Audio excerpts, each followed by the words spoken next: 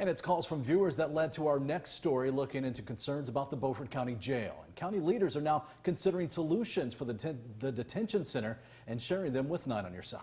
WNCT's Ariana Kraft joins us live in the newsroom. Ariana, some of the issues are out of their control.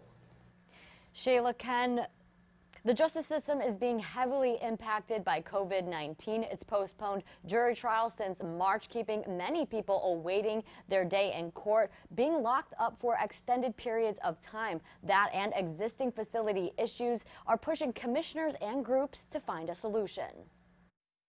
Can you imagine not being able to get out, not being able to see the sun? That's exactly what Barbara Gaskin says is happening at the Beaufort County Detention Center. She says it's happening to inmates waiting for trials postponed by COVID. You're supposed to be innocent until proven guilty. A former jail administrator says those extended lockups are also leading to violations of inmates' rights. The right to visitation with minor children, and while the right to outdoor recreation isn't guaranteed under the Constitution, there is case law on the books that say that after about 90 days of not having outdoor recreation, that becomes a cruel and unusual punishment, 8th Amendment violation. County commissioners know things need to be done. And that's why we formed the jail committee, because we do have some exposure, if you want to call it that, to potential lawsuits because we're not meeting some of these things.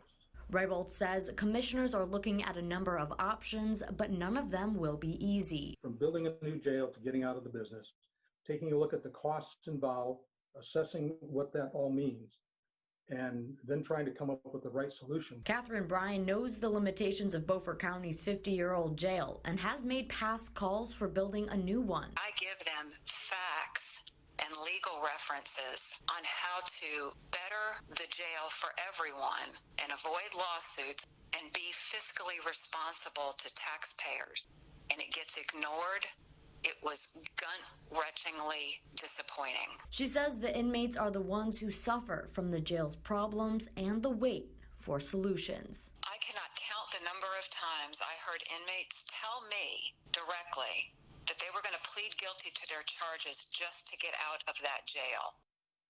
Commissioner Reibold says the jail committee will hear from an architect at their next meeting to consider jail expansion and improvements. We'll continue to follow this story and bring you updates as we get them. Live in the newsroom, Ariana Kraft, 9 on Your Side.